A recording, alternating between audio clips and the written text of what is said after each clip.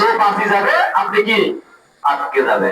সে বেঁচে জাহান্নাম থেকে বেঁচে জান্নাতে চলে যাবে, কিন্তু আপনি আটকে যাবে।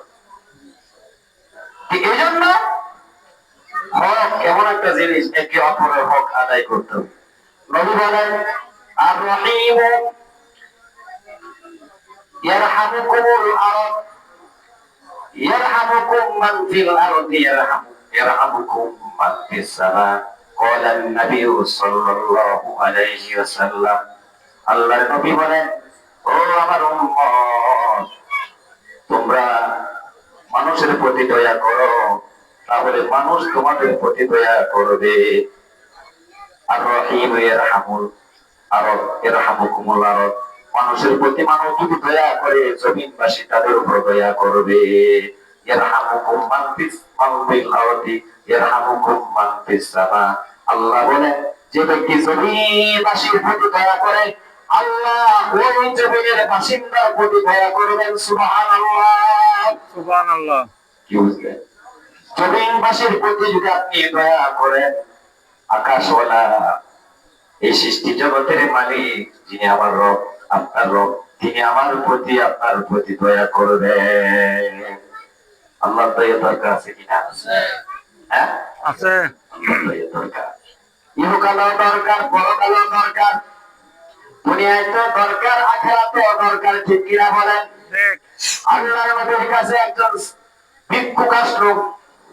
ভিক্ষুক আসে বলে, ইয়া রাসূলুল্লাহ, ইয়া হাবিবাল্লাহ, আমি ক্ষুধার্ত, খুবই ক্ষুধার্ত, আমাকে কিছু খাবার দেন।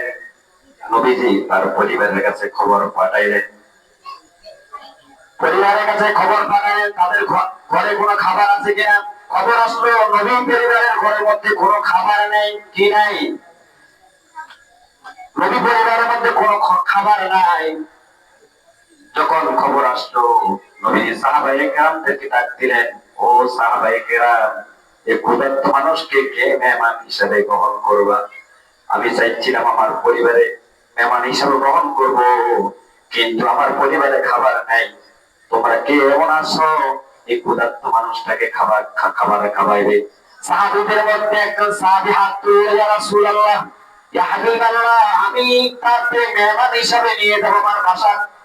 তার নাম তালহা রাদিয়াল্লাহু তাআলা আনহু।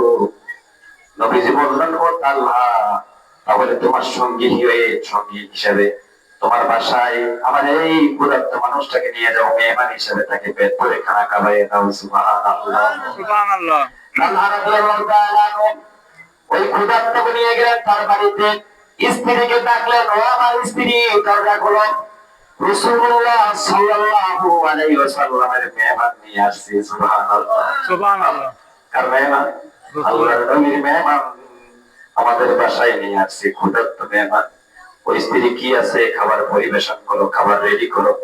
স্ত্রী বলল, বাচ্চাদের খাবার ছাড়া আর কোনো খাবার নাই, তুমি অনাহার থাকতে হবে, আমিও অনাহার থাকতে হবে। আমাদের দুইজনের খানা নাই, দুজনের খানারও নাই, খানার ব্যবস্থা নাই, কিন্তু যে খানা আছে শুধু বাচ্চাদের হবে। সাহাবী স্ত্রীকে বললেন, ঠিক আছে, এক কাজ করো, এখন তো রাত্রে বেলা, বাচ্চাদেরকে না খাওয়া, খানার আশা দিয়ে ঘুম পড়াও দাও।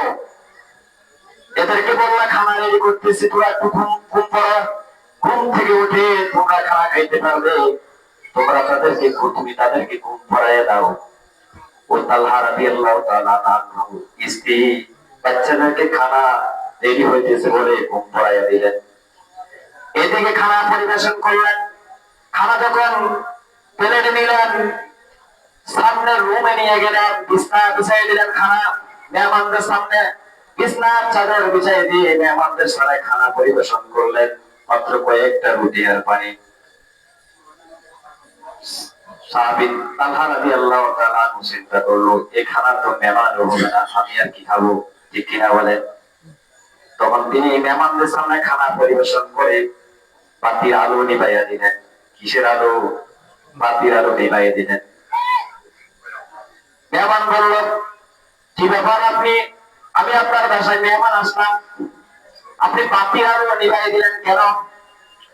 এই জন্য বাতির আলো নিভাইয়া দিলেন, বাতির মধ্যে তেল নাই, পদার্থ হইতে নিভে হয়ে যাইতে পারে, হঠাৎ নিভে গেলে আরো খারাপ লাগবে, সেজন্য আগে ভাগে নিভাইয়া দিলাম, যে কিনা বলে। তখন তালহা রাদিয়াল্লাহু তাআলা মেহমানকে বললেন, আপনি খানা শুরু করেন, আমি আপনি খাবেন না, একসাথে খাবো, অসুবিধা নেই, আপনি খাইতে থাকেন। এদিকে মেহমান প্লেটে হাত দিয়ে খাচ্ছে, তালহা রাদিয়াল্লাহু তাআলা বসে আছে, অন্ধকারে তো দেখা যায় না, ঠিক কিনা বলেন। মেহমানদেরকে মেহমানদারি করলেন। তালহা রাদিয়াল্লাহু তাআলা অনাহারে ছিল, স্ত্রী অনাহারে ছিল, ছেলে নিয়ে ক্ষুধার্ত অবস্থায় ঘুম গেল। মেহমানদেরকে মেহমানদারি করার জন্য এই কৌশল অবলম্বন করলো। আল্লাহ এত বেশি খুশি হয়ে গেলেন, একটা কোরআনের আয়াত ওই দিন নবীর উপর নাযিল করে নবীকে সুসংবাদ জানাইয়া দিলেন, সুবহানাল্লাহ। সুবহানাল্লাহ।